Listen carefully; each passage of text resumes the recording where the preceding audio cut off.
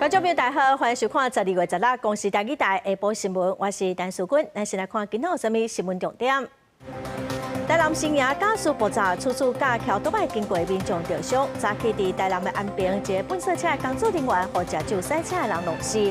大清德总统半暝发表谈话，小田行政院长邓英台无要复苏再违法，嘛呼吁立法院需撤回伤害国家的争议法案。听节新北市长高虹安昨领立委助理费，一审先判7档4个月，今仔日审该判6个月，会当依靠罚金18万，专案会当去上诉。来看台南新营文化街一栋透天的徛街，伫昨8点外后，雄雄嘣一声，玻璃铁片拢落甲规涂骹，那亲像是加速爆炸，嘛造成厝主甲一个桥倒摆经过的民众受伤。厝主规身躯有将近50拍的烧烫伤，厝边隔壁计共是有10户受到影响，爆炸的原因搁在调查。对监视器画面会当看到雄雄嘣一声，一栋透天邻家厝的玻璃崩起，铁皮飞出去，规个拢玻璃幼啊！地点就伫咧台南新营文化街，事故发生伫咧15暗时8点外，边仔厝边叫是地动也是车祸，毋过事实上哪像是气体爆炸。边仔卖宵夜头家讲，好咧家在拄着公休，虽然店面有受到影响，搁来爱修理物件，爱休困几下工。拄昨无做生意煞，好佳在，幸运啦，蛮幸运的。隔壁是大尔，徛街尔。无，之前咧卖衫裤，啊，即马无。店里伊就2、3个，阮咧师傅2、3个，拢这举就去啊，规个拢拼出来，规个拢火啊。到尾无烧起来无啦。这单事件毋但影响10户，造成2人受伤，其中72年厝的查甫人，规身躯50拍，互火烧着，目前伫咧永康基比病院治疗。另外一个骑机车经过是互玻璃片弹着伤，送医观察。透早火调人员嘛到场调查，到底敢是家属捞出来，也搁咧鉴定当中。这个我们还没确认呢，就是说应该是气体爆炸，疑似气体爆炸，但是详细情形我们还是要现场整个清理完以后才能确定。发生事故的门口头前，通看到5公斤的加速桶，记者是得到其他的加速行业者提醒，厝内加速桶要注意检验牌的安全期限。但加速公路3年就要换一届，平常时就要检查管线敢有被开。下次检验日期有没有符合在规定里面时间？可能是管线，也有可能是调整器，都有可能。要实际看才知道。业者嘛强调，若厝内闻到足重的加速味，就要随甲开关关掉，就搁偷偷拍开窗仔门，兼卡号119，避免不幸的代志搁发生。记者苏台南采访报道。再来看华人的吉安乡哦，昨暗某一间铁厝着火，厝主怀疑讲是工具在充电造成的，加在所有人哦拢有倒出来，10点外钟火才拍发，着火原因嘛搁爱调查。大火一日烧掉规间的铁片厝，消防人员由几条水线灌救，为无同的角度压制火点，因过现场温度伤悬，火势更猛，增加抢救困难度。好佳在厝内2个人已经走出来。听到有爆炸声，后来闻到烧焦味，那起来看的时候，那就是他的一个工作台，小的工作台整台起火，然后就烧起来。这件火警是发生伫15暗时9点半，花莲吉安乡永吉里街一个将士板盆的工作小突然烧起来，厝主报警了后，消防队出动，10辆车23人真紧去现场灌救，火势1点钟了后得到控制。屋主是说他有，因为里面没有在用电，只有在他的电池在充电，他也怀疑这个，所以后续的话还是由我们火调来做监视。根据消防局调查，厝主所讲的充电是一般手夹电动工具的锂电池，但不因为现场的火势伤猛，相关工具甲电池已经烧到面部全毁，详细的火原因甲财损由原等待后续调查厘清。公视新闻采访报道。今仔早起8点哦，台南安平区的庆平路一台民间的笨色车去互一个食酒赛车的驾驶弄着，伫笨色车后面在整理笨色一个23岁姓陈的清洁人员轰弄死。这个食酒赛车的驾驶嘛掉伫车内哦，酒测是有0.95标准的3杯遮尔悬，伊嘛互以过失致死罪移送法办。民间笨色车的驾驶发觉到车后倒风大力弄落，紧落车甲看，发现当事倒掉伫2车之间，赶紧请民众协助通报。我坐下来就砰一声很大声啊，然后我有什么事，他就看到我面看就是他车子已经撞到了。地方为着解决成本数，基于卡手无够问题，有时阵委托环保公司成本数，早透早8点外，这架民间的粪扫车来到安平区庆平路收粪扫。23岁粪扫车人员姓陈的女性，出动时到车后道确认作业的状况，说互后壁的驾驶弄落去。这个女性当场失去意识，送病院救无回来，吊水驾驶也卡腿骨折。我们有定点垃圾，然后就是停在那边，然后我们都有放个分走车，是说就是要看里面有没有回收，然后就背后车直接撞上。这粪扫车的环保公司表示，这个死者才做无到3个月，表现真认真，也对行车记录器发现后壁的驾驶弄落去进前无打动的款。第一时间接到司机的通报，也是非常难过，就先赶来现场协助处理这样子。我看行车记录器这样子，都没有刹车的痕迹。造成陈姓轻贼队员不幸身亡，郑男脚部骨折送医治疗，经4/9测值超过法定标准。根据了解，吊水驾驶就超达0.95，已经超过法定标准的3倍。公司新闻采访报道。云林县中乡一间饲鸭农场发现，讲喂着 H5N1 亚型高病原性的禽流感，昨已经杀掉5267只鸭。今年又目前全台湾确诊的饲鸡饲鸭场有22场。防检署嘛提醒讲，最近早暗的温差是真大，动物的抵抗力较歹，佮是杜照过冬的高峰期，所以护育业者都要特别细腻。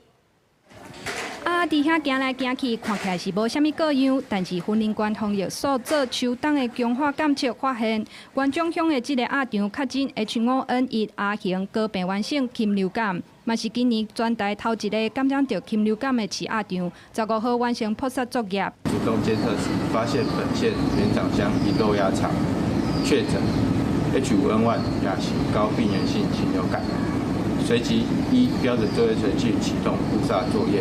即扑杀16周龄肉鸭，计5267只。根据防检署统计，今年1月到今，全台确诊甲扑杀的禽流感案场拢总22单，包括鹿禽18单、鹅3单、甲鸭1单。这几天啊，寒流受日夜温差是搁较大，较会致病，呼吁业者爱做好预防的工课。白天和那个晚上的那个温差会差异非常大。所以这边也要做好那个禽场的这个保温，还有通风。因为温差大的时候，可能会造成那个禽只紧迫。那禽只紧迫的时候，会造成它抵抗力降低。那降低的时候，可能就会容易染病。防检署讲，即马是杜照过冬的高峰期，近期伫高雄、台南沿海的岸鸭科野鸟排围，拢验到高病原性禽流感。业者爱持续做好防鸟设施、消毒甲门禁管制，发现各样就要随通报。若是无主动通报，照规定会当罚上悬100万的罚款，而且扑杀袂个补偿。公司新闻采访报道。行政院长赵英台昨宣布讲，要被副署再违法是咱国宪政的头一个。总统赖清德伫昨半暝嘛发表谈话，批评在野独裁。民众党佮国民党早起嘛有真侪批评哦。民进党希望讲立法院长韩国瑜会当出面来调解。前立法院长游锡堃佮王金平嘛拢有来提出因的看法。行政院长赵英台宣布不副署再违法，创下宪政首例。总统赖清德15半暝也向民众发布谈话影片。这是对民主的侵蚀，更是将台湾推向立法滥权、在野独裁的悬崖边缘。不过，行政院不副署也伫立法院引起朝野攻防，针对赖清德批评在野独裁，民众党主席黄国昌反问：国会3读通过的法律安怎会是独裁，并无合逻辑。国民党也批评。赖清德、卓荣泰，你们践踏台湾的民主宪政，注定在中华民国宪政史上留下骂名。你不附属、不执行，那其实国会存在不存在的差别是什么？没有国会，没有所谓的宪政的权力平衡，那叫行政独裁。民进党立院党团干事钟嘉宾希望赖清德未来拿动用院这调解权，立法院长韩国瑜会当再来参与。我们也对韩院长能够未来能够正式院际协商，他也有共同调解，跟总统来共同调解我们宪政机关彼此的争议，不然他没有出席就是没有出席。前立法院长尤锡坤活2年无踏入立法院，这摆选伫立法院举办新册发表会，包括立法院长韩国瑜、前立法院长王金平、苏家全等人拢到场相挺，访问到最近的宪政僵局，拿了中央经济部各自表态。我还说一句话：台湾民主路，大家一起走。这叫整体的。不是韩燕良一个人能够处理的事吗？院长会不会觉得现在台湾是一个宪政危机的一个时刻？是一个的确是的。好，谢谢啊。是怕你选总统。好，谢谢。面对朝野对立成员，立法院内外无同世代、无同立场的政治人物，对宪政僵局拢各有看法。也毋过短时间内恐惊真歹有解决的方法。公司新闻采访报道。来看天一个新竹市长高虹安涉立委任内诈领助理费，去年7月以刑事妨议贪污罪判刑7档4个月。今仔高院2审宣判，撤销贪污罪部分，是以属公务人员定在不实假造文书罪判刑6个月，卖当以科罚金18万哦。专案是会当个上诉。很清楚明白的向全台人民说明了，高虹安市长没有贪污。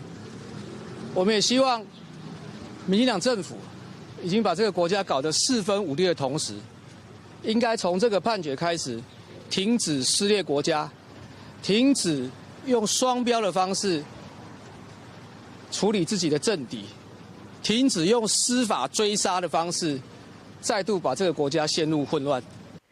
外界认为高院的判决落实反认等，高虹安嘛发声明感谢高院认定讲伊无贪污不法，表示讲会赶紧来依法完成复职的听书，恢复伊市长的工作。再来看美国有一个政治新闻的网站指出讲，川普政府的对顶关税政策无全面落实，佮点名讲咱台湾只有23%出口的商品就要纳对顶关税，毋但比日本佮韩国佮愈低，嘛是美国主要贸易伙伴中上低。有产业分析师是指出讲，主要是因为咱台湾的半导体产业目前是免除关税，也毋过未来嘛是有防扣关税的风险。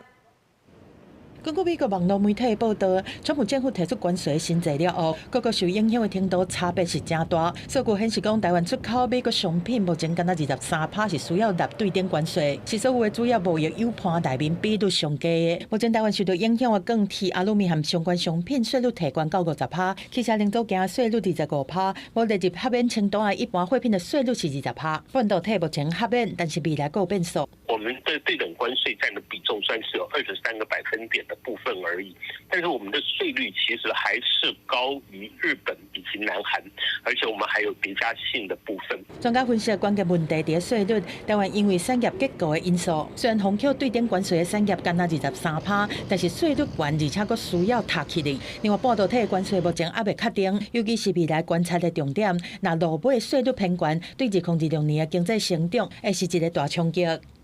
未来如果美方的政府认为过度依赖在进口的半导体，那么即使是来自于盟友的一个台湾，那么威胁到美方本土，那么整体半导体供应链的一个安全，那么随时就有可能会启动或者是引用232条款。专家指出讲，袂当排除美国以个案因素来对台湾的半导体产业扣关税，这嘛会促使产业加速去向美国的布局。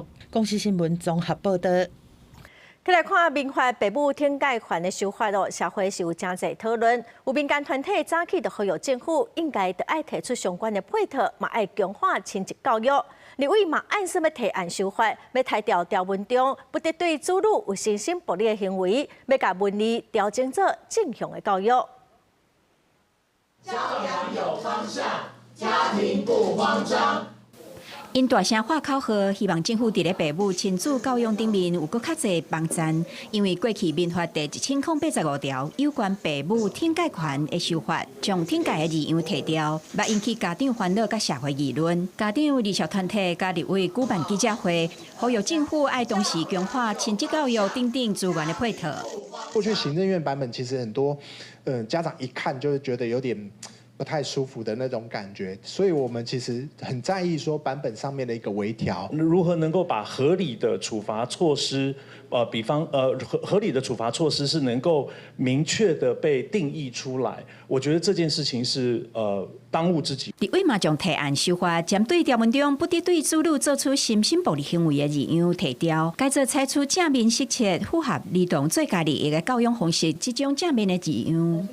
其实我们就是把它写得更明确哈，就是说让这个家长在行使保护跟教养职责的时候更明确、正向且符合儿童不同发展阶段的一个指导原则。立法委员他要采一个正面表列的方式来规范，那本部当然就是予以尊重。那未来在立法院的相关草案的进行中，我们再进行广泛的讨论。参与会议的团体鼓励父母以符合儿童最佳利益的方式教养下一代，嘛强调教养无应该用吓惊的，爱建立在支持当中，让家长安心教养囡仔在尊重甲理解中成长。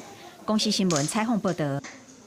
行政院伫10月底提出刑法施行法令修正案增加讲无期徒刑袂当假释等制度。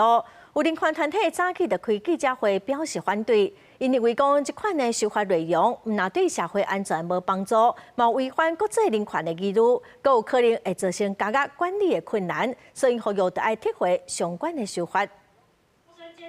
反对终身监禁，反对修恶。民团化考和反对今年10月底行政院公告的刑法施行法等等的相关修正草案，亲像有精神障碍的行为人，也是虐待囡仔、致死等等的重大案件，若是犯判无期徒刑，也是有期徒刑超过10年的，就禁止假释终身监禁。民间团体批评这有违反宪法、国际人权法的义务，也会增加监察管理的困难。在2006年的时候，已经提高到25年，就无期徒刑已经提高到25年才能够假释。所以你是要承认你以前那样的政策是错误的，而且还没有检验过你就说错误。采了这个制度以后是要关人一辈子关到死，监狱能够承受吗？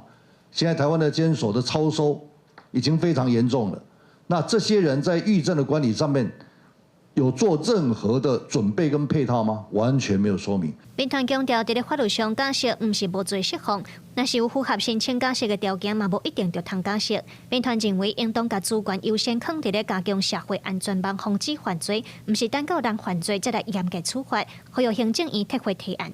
如果他对于未来已经没有任何盼望这件事情，会非常的容易导致他们在心理机制上面，不管就是自暴自弃，或者是决定就是反正我一定要做就要做到最没有底线的事情。行政院应该要立刻的撤回这一次终身监禁不得假释修法的相关提案。民团指出，针对这届反对修法的人数有超过100位学者参与，嘛有基层的监所人员、管护人、法警等等。修法提案已经引起基层矫正人员的惊吓。民团嘛呼吁立法院停止立法的停诉，针对影响人权的政策，嘛就要做实证研究和影响评估，公开透明收集意见。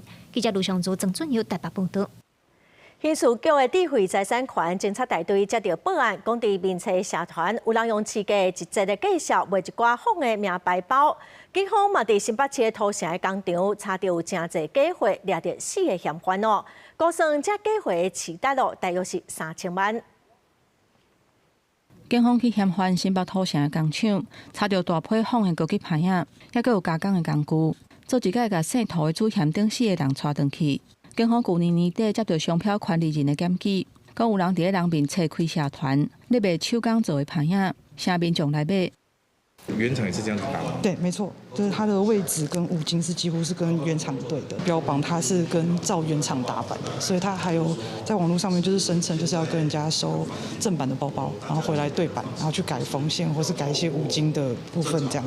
警方最早发现讲，主嫌从2020年就开始伫咧网络顶卖仿的牌仔，去年还佫去中国专门做假包的工厂，有相关维修的技术。即届一个手查到成百件仿的牌仔，侵权的市值经过权利人的估算超过3000万。就是会针对是说例如说他们有一些小的配件、锁头、纽扣之类这些比较好，就是他自己就可以完成的部分的话，他会进行一些零件的更换，或者是增加一些锁头之类的东西。警方表示，嫌犯甲消费者骗讲，伊卖的商品拢是为法国原厂来的，因为会当客制化，介绍阁是市值的1成尔，所以请真侪唔知头、唔知买的人来买，估计不法所得超过1000万。它只有市价的1/10，但是那是它的售价，它在大陆仿品工厂的进价可能都只有1/3到1/4不到。专案经过侦查了后，警方以违反商标法，拄做宽化甲刑罚伪造文书的罪嫌，甲主嫌等4个人移送新北检方侦办。民众买物件除了爱以官方的通路来买，若对商品有疑虑，会当送转去原厂来检验，确保家己的权益。记者综合报道。再来看桃园市空服员的职业工会，今仔是到中央航空公司抗议，因呼吁爱开放工会来参加一场霸凌的调查，嘛要求讲中央航空爱赶紧甲家属来协商赔偿。中央航空是指出讲，细损的空服员事件发生以来，因拢有积极调查检讨，嘛有落实各种的改善办法，嘛已经有发付赎金加丧葬补助的费用给家属了。昨天公祭，今天忘记。手举标语徛伫中央航空公司的门口抗议，通知空服员职业工会16要求讲，爱随赔偿家属含随协商，嘛呼吁中央航空开放工会参加工会场霸凌的调查，确保规个调查过程是公正透明的。目前我们知道的是，公司并没有给出一个甚至是道歉或者是合理的赔偿，目前家属是说都没有。如果他真的体恤家属，希望他现在就出面谈这件事情。那我们工会也要强调，事发已经过了2个多月，只要家属没有放下，对我们工会来说，这件事就没有解决。针对细损的空服员判病，搁去做工课，结果过身，工会表示讲，劳动部顶个月20的调查报告，明确指出中央航空的请假制度和现场的点数有真侪项缺失，侵害空服员的权益。这个争议嘛，促成劳动部修改劳工请假的规则，保障10天的判病假袂当受到不利的处分。各国籍的航空嘛，小连续修改内部的规范。本于保护劳工权益立场，以函文要求长荣公司依劳动部订定之执行职务遭受不法侵害预防指引，成立包含外部专业人员之调查小组，启动疑似职场不法侵害事件调查。中央航空回应讲，对细损的空服员的事件发生以来，因积极调查检讨，和落实各项改善措施。另外嘛，已经针对敢有涉及工会场的霸凌做调查。另外，针对抚慰的部分，嘛和家属保持联络，除了表达慰问，甲当日的笑脸卡片转交给家属，嘛已经寄抚慰金和丧葬补助费用申请书给家属签名寄转来。所落来家属若是有任何需要，中央航空嘛会全力提供必要的协助。公司新闻综合报道。受到辐射降温的影响今仔早起虽然出日头，也毋过温度嘛是较低，包括新地、云林、透早拢出现无到10度的低温，宜兰的太平山嘛只有4度，嘛有结霜。也毋过因为水汽无够济，所以太平山是无落雪，透早是有一寡所在结霜。今仔各地拢是出日头的好天，中昼温度嘛到24度到27度。也毋过明仔载开始，东北季风会搁再增强，加上北海岸搁有东部有可能会开始落雨，各地嘛是爱注意辐射降温的状况。早暗的温度争差会真大，北部搁有东北部困快地区上低温可能嘛只有12度。再来看台北市的树林夜市边仔的台北表演艺术中心因为造型真特殊，所以嘛是真侪人拢去参观。当地里长嘛向议员订正讲，中心才开幕3档外，也毋过户外广场甲人行道有真侪所在拢已经坎坷了，毋但是真歹看，嘛真危险望讲市政府会当加强管理改善。总共办了高达85场的活动，而这3年的期间呢，有进行了59次的维护管理平均呢大概20天就要进行1次，大大小小的补丁或者是坑洞，总共超过400处。户外地坪的这个材质容易受天候的影响，尝试找出可以适应台湾这个气候的材质，然后重新来做施工上面的规划。户外的管理要点，我们会重新回去再做1次的检讨。台北市文化局是认为讲，目前是无证据显示讲，这是因为因拢常常办活动受到损害，也毋过嘛是来要求台北艺术中心就要好好管理，嘛来提出地面的改善计划。再来看立法院伫拜4要针对青年基本法来进行党团协商，有青年团体早起就呼吁讲，调野应该会赶紧协商，或者法案会当伫这个会期商讨。另外，针对选拔法18岁公民权的制度，因认为嘛应该赶紧做回修正。党团协商要完成，党团协商要完成，青年基本法要过关。青年基本法未达过等啊，几个青年团体呼吁立法院18个党团协商，会当以具体行动完成协商，取得共识。现在有关青年的法规散落各地，没办法盘点统整，也没有专属的权责机关可以权责青年的事务议题。执政端与行政端脱钩，所以其实很难看出一些实质的成效，所以导致青年政策沦为各部会附属的 KPI。青年团体表示，青年基本法会当整合跨部会青年政策，落实青年主流化，希望本会期会当完成三读。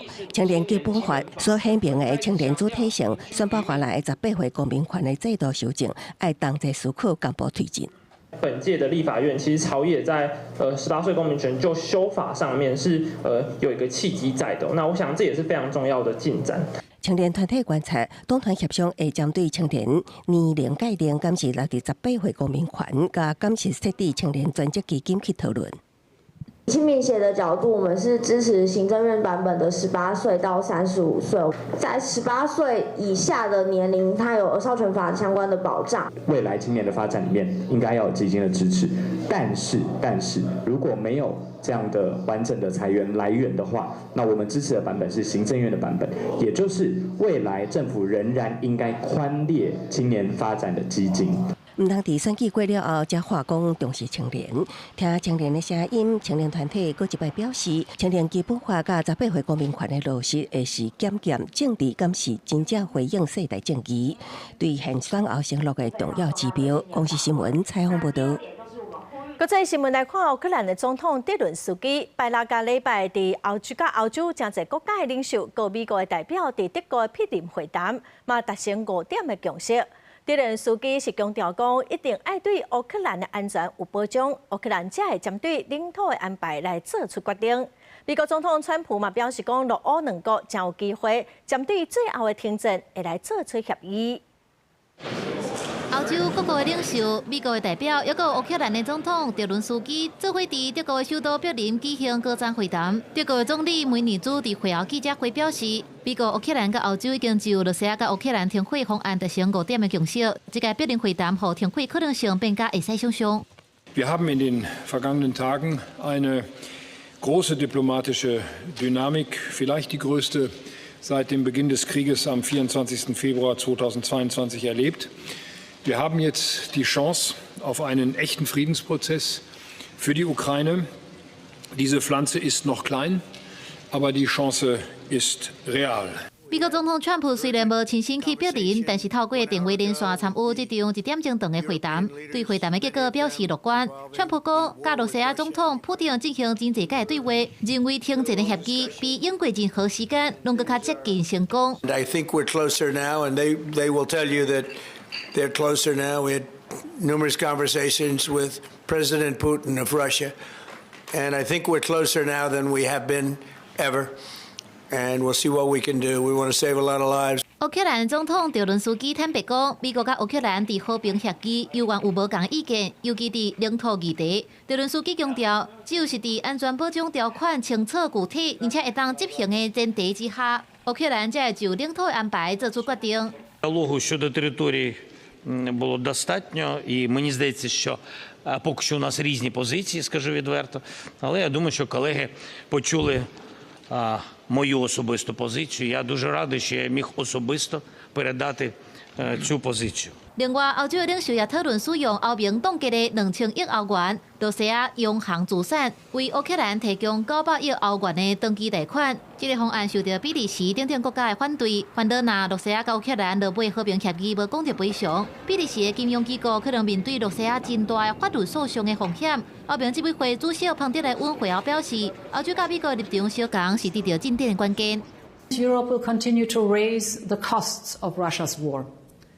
We have a new sanctions package in preparation, and we have immobilized Russian assets in the European Union over the long term.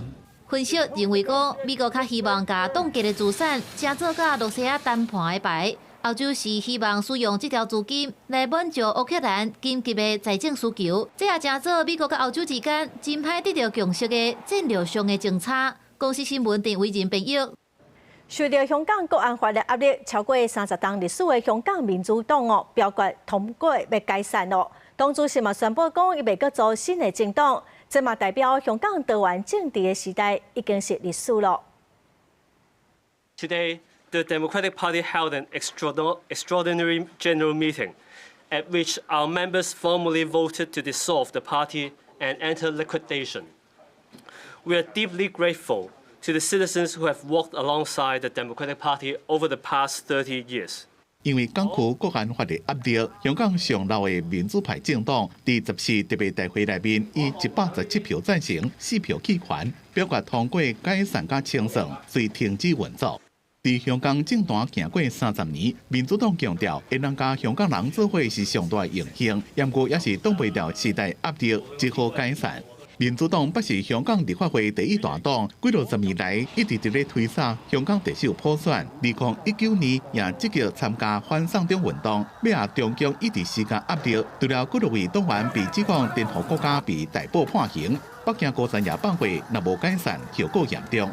但係真係越嚟越差咯，好多記者俾人拉咗啦，好多市民都好驚啦，好多走咗，有啲亦都驚住再會被拉。咪就係咁嘅處境，咁民主黨係咁嘅處境之下要消失。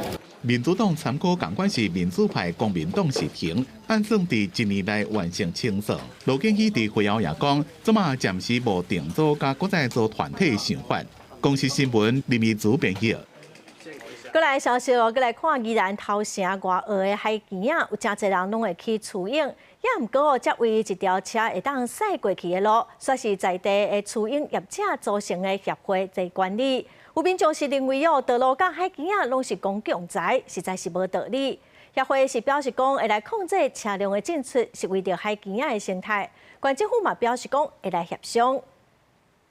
就算是寒人，头城外澳海沙坡啊，也是有真侪人来取影。毋过，车辆敢若伫紧急救护需求的时阵，才会驶入去海沙坡。这条路是外澳的海沙坡，唯一一条车会当行的路。路口扎落来的设施，目前是取影业者组成的宜兰县港澳取影发展协会咧管理。毋过有民众不满这路扎起来设置，认为海沙坡是公共财，无应该干那开放取影的业者的车会当出入，希望民众买当赛车出入去钓鱼啊。我们现在钓点会很少。钓点现在有时候都会限制啊。协会讲，车辆出入海沙坡，就算是大月，一天嘛敢若开放3个时段。每一年11月到过当年的4月份是小月，敢若紧急救护的时阵，才会驶车入去海沙坡。目的就是为着要让海沙坡休困，促进生态复育。通常在11月1号到4月30这段期间，我们是不会有机动车下去。如果不设入主的话，那因为那个沙滩嘛，就会有很多那个不只是钓客啦，就会甚至是一些吉普车的玩家、沙滩车的玩家，他就会跑到沙滩上去拼池。在地居民嘛认为讲，若开放大量的车出入海沙坡，可能影响会真高，影响居民旁边批种农作物那等的工课。那才知道车辆到底适不适合在一整天的时段都可以进出，就是自如的进出这个沙滩区，因为还是有游客戏水跟玩沙的一个安全性的问题。后续将由宜兰县政府工商旅游处召集相关的权责单位以及在地的里民进行协商确认。政府答应讲，外澳的海沙坡啊，敢是要允准车辆随时出入，还佫有若是开放后续会有啥物配套，会佫调集相关的单位甲在地居民协商，以共识来执行。记者综合报道。高雄新兴区有一搭停车场哦，入口是写讲停24点钟，上侪是收100块，半点钟20块。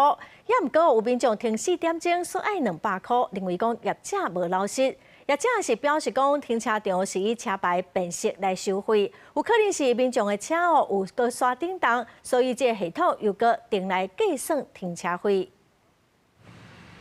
高雄市新兴区这搭新开的停车场入口处，各是大大的字写着半点钟收20，一天上最收100，拢总16架停车柜自启用以来全部拢停地点。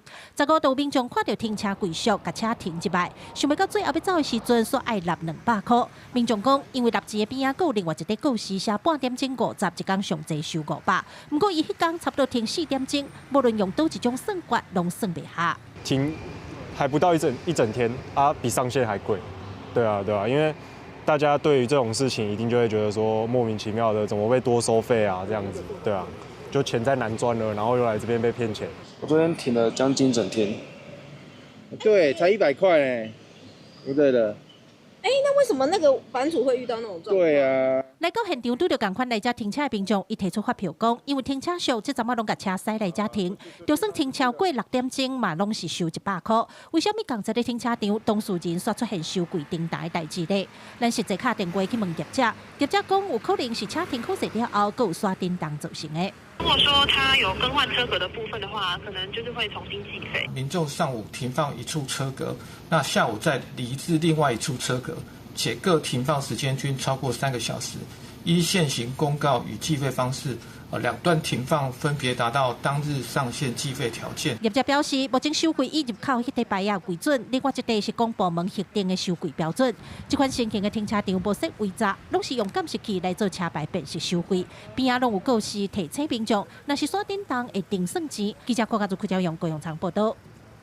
南投县计共有263个村里，今年敢若有20个村里有开村里民大会，为着要鼓励民众参加公共事务，县政府讨论讲要来放任补助的标准开会会当补助15万，要来鼓励大家做伙来讨论地方的事务。即马这个提案，县政府嘛已经通过了。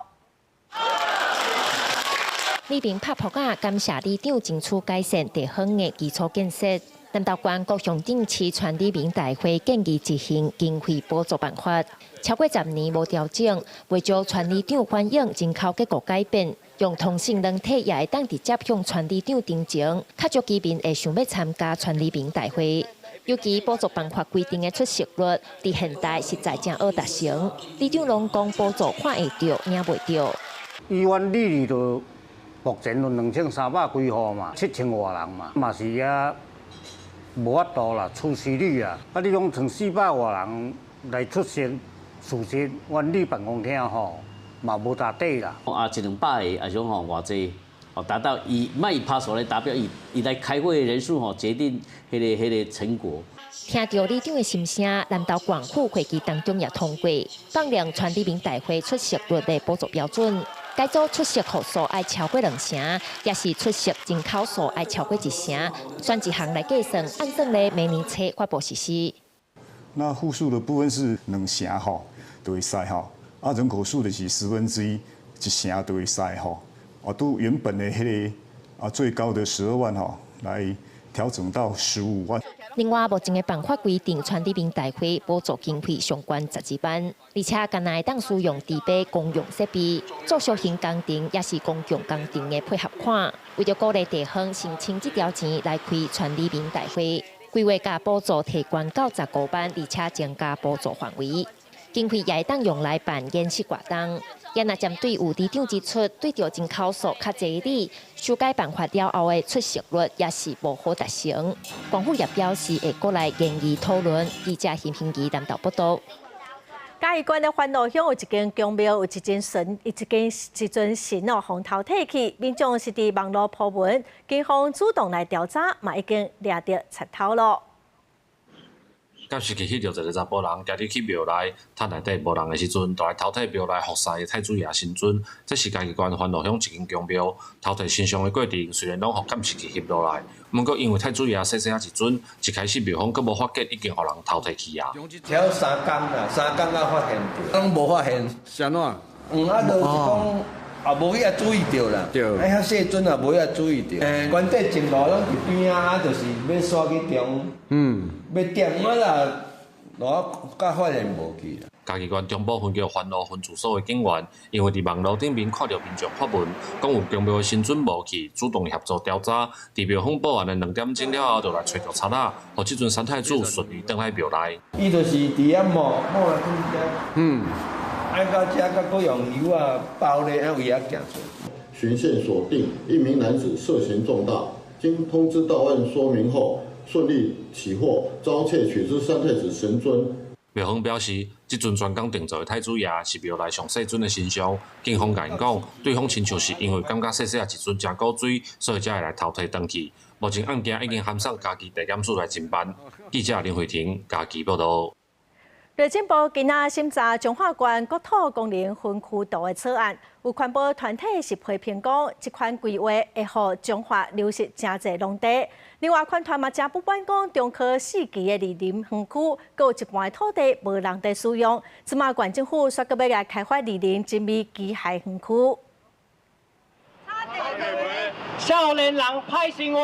也表演化考核，中部环团代表伫国土署头前表达反对彰化县政府提出的国土公园分区图草案。环团手顶的图，黄色的是优良农地，农业发展地区第1级叫做农业，达到3万公顷，要转做良好农地农地。环团烦恼百姓农业降做农地，恐惊会大开农地开发之门。应市场需求去改变、去影响，所以加速转变成非农用，这个是我们很担心的啦。万一以后粮食不足，你变不回来了。另外，环团指出，过去中科4期林林园区强调农地开发，即马超过半数土地放咧无用，明明有无咧用的工业区，政府也是要搁推动林林精密机械园区，扩大为做城乡发展地区2.3。伫关西冲击彰化团山订单萎缩之下，环团呼吁政府唔通搁插地皮，恐怕未来就是这个会供过于求。你很多土地要转农地转工业用地，就是要炒土地，然后炒了结果没有人要，到时候就会土地泡沫化。这会是很严重的问题。彰化县府代表伫审议会上强调，农业转农地是徛伫客观条件进行的综合考量。这个农业土地包括不利耕作、生产环境不良，也是瓦近城乡发展区。这款的调整，农业部也认为会当。那现况呢，已经没有办法恢复成为优良农地哦。农业部那个时候也觉得是说，就是调整的部分是尚属合理的。县府代表强调，这个农地并不是转做非农业用途，会积极保护生产空间。针对林林精密机械园区开发案，县府指出，即摆增加立基发展区153.24公顷是成2.3，甲规划好的产业园区同齐调整，未来会当强化中部的机械产业上下游供应链，提升产业自路完整性。公视新闻采访报道。关心基础正义的民间团体指出，讲赖清德总统就任了后，无核定任何社会主体计划，也毋过地方政府利用捷运开共同开发的主体，正正做是趁钱的工具。有民间团体是呼吁讲，这款联合开发案应该得爱保留一定的比例来提供社会主体使用。总统赖清德选前承诺讲，要伫8年内起13万户的社会主体。不过，行政院长杜英台进前宣嘛讲，社会主体用地较歹取得，希望引进民间的资金，以多元的方式来推动。16早起，民间团体召开记者会，呼吁政府推动社体改革，整合轨道建设和主体政策。内政部它应该可以透过它都市计划、细部计划的审议的规范。来具体的落实要求，地方政府你要做增额容积的东西，你一定要拿一定的比例做社会住宅。民间团体指出讲，目前已经建设捷运的县市，亲像双北、桃园、高雄，都已经实施 TOD 放宽拥挤的政策。不过，伫回归主体也是可负担主体义务，双北拢是会当互申请者家己选回归的方式，无强制要求讲一定要选回归主体，也是可负担主体。尤其桃园和高雄，只要有交代金就会使。观察捷运联合开发案，台北市的处分方式是甲114年进前取得的3方形的主体，租约结束了后卖。新北市是暗算全部拢甲卖掉，绕一个弯，让捷运局把这批住宅卖掉，然后都发局辛苦的要重新盖一批住宅。那所以台湾这种各自为政、多头马车、精神错乱的部分，经常在现在的公共政策存在。民间团体认为讲，要改善 TOD 敢若收代金，和连开体全面卖掉这状况，必须要互中央来介入，建立固定比例的主体回归标准。中岛新闻做了进前，内政部暂时无回应。记者综合报道。这里新竹一个单要过车路上课的囡仔，伫路口等红灯的时候，先向边仔警察拍招呼。警察嘛将热情来保护这囡仔过车路，真温暖的画面，伫网络嘛受到真侪讨论。囡仔排册包看到边仔警察先热情拍招呼，准备过车路去对面学校读册。警察看到伊一个人要过青红灯，加上体型较细粒子，就惊发生危险，对着囡仔的边仔做伙通过这个路口。大心的画面，和民众拢感觉真甘心。很贴心啊。怎么说？因为这个路口是不是车流量很大？对对对，尤其上下班的时候。上下班、上下课的时候，对，所以小朋友过马路蛮危险的，对不对？因为他这里好像没有那个志工哈。对。所以有警察在就很好。对。做警察才拄满1年的林冠廷毕业了，就来到台北三民社报道。当初讲林冠廷平常表现就足认真，真有责任，而且不止热心，互人学落的林冠廷真谦虚，讲家己只是做好本分的工课尔。平常勤务认真，态度积极，对待民众也兼具同理心。这次同仁被民众表扬，本所也与有荣焉。这也是本来就是我们身为警察的本分。那加上他小孩年纪比较小，身高也比较小只，那我怕车子也看不到他，所以我有陪着他一起过马路。那也谢谢大家赞扬我的那个行为啦。根据了解，这个路口是往台北交流的重要道路，平常车就真多，加上迄天阁是上班时间，少年警察的行为嘛，互寒天的透早，互人感觉真温暖、真大心。记者刘君和新店报道。家扶基金会调查有9成外的囡仔，因为厝邻的经济无好，心情拢会受到影响，嘛较自卑。年尾要到咯，基金会希望讲当透过社会大众的爱心，来帮助这弱势家庭囡仔，互因买当来好过年。即马读大学2年的阿神，细汉的时因为家庭经济状况和一般的同学无同，所以感觉较无自信。伊讲细汉的时因为厝内发生家庭暴力，致使爸爸妈妈离婚，因为无爸爸的关系，互伊感觉家己比袂过其他的同学，嘛较自卑，心情潜在受影响。别人的家庭可能比较幸福美满，但我的可能就是缺少了某一个部分，然后再加上家中的经济状况没有很好。这样子双重的这样子交错下，就是有让我比较感觉得到，就是比不上别人的这样子心情。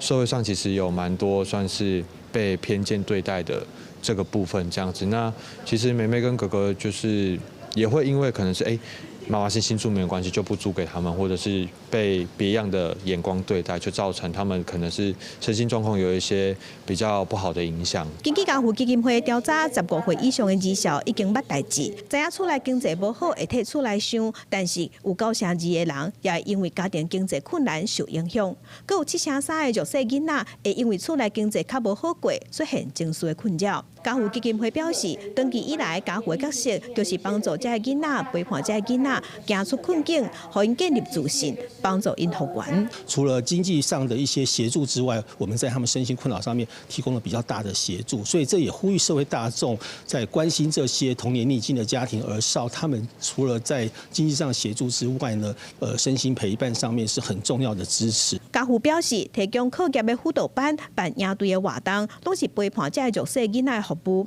在年尾准备要迎接新年这卡刀，希望各界会当发挥爱心，帮助弱势家庭的囡仔好好啊大汉，或者囡仔会当感受到社会爱，会当伫爱和支持当中迎接新的一年。记者陈心彤、谢桂林台北报道。国立台湾交响乐团将发表80周年的特刊，文化部长李元讲哦，伊若见证台湾的音乐甲历史的发展，嘛负责用音乐，互咱台湾会当徛上国际的舞台。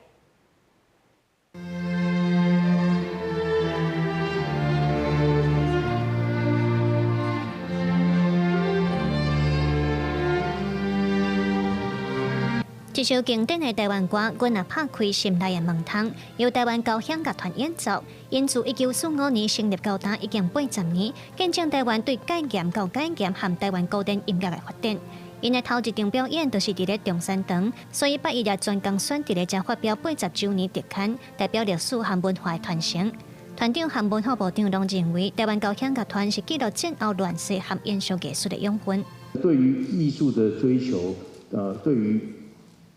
对音乐的推广，对于怎么样去产生我们自己的声音，这个初衷跟这个方向从来都没有改变，即使我们面临了那么多不同的变迁啊。这个团啊，从以前到现在这么长的历史，未来就2个方向，一个就是走出去，去跟国际交流，然后让它那个水准更高，跟国际交流。第二个就是国内扮演一个教育的角色，往下让我们下一代小孩子很早就接触音乐。迪康为着要记录台湾高响乐团的历史，邀请真侪艺术人斗阵参与。主编辑讲，可能真侪人听过因的表演，但是并无了解因。伫咧编这本册的时阵，伊才发现原来英国因险都要收起来，但是因无放弃，继续变甲今嘛，互伊真感动。这次有这机会稍微比较细密的去查看的时候，其实内心是充满了很多的惊奇，以及对于过往这些人其实这么样投入来维系这个乐团，我其实觉得蛮感动的，也希望这个感动能够透过这些文字传达给就是这本书的读者。台湾高响乐团表示，这本册唔但是对过去的回顾，嘛互因有走向未来的动力。希望未来会当继续透过本土创作、教育推广和在地连接，互更加侪人来感受音乐的温度。也希望透过音乐，伫咧国际上为台湾发声。记者陈心东、王志光台北报道。下晡半的天气，咱来看各县市详细资料。北部地区上低17度，上悬25度。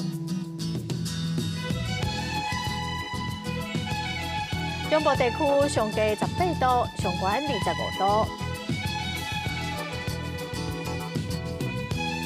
南部地区上低20度，上悬27度；南部地区上低20度，上悬25度；外岛地区上低17度，上悬21度。感谢观众朋友收看《公视台语台报新闻》，我是陈淑君，明仔载下晡3点，咱再会。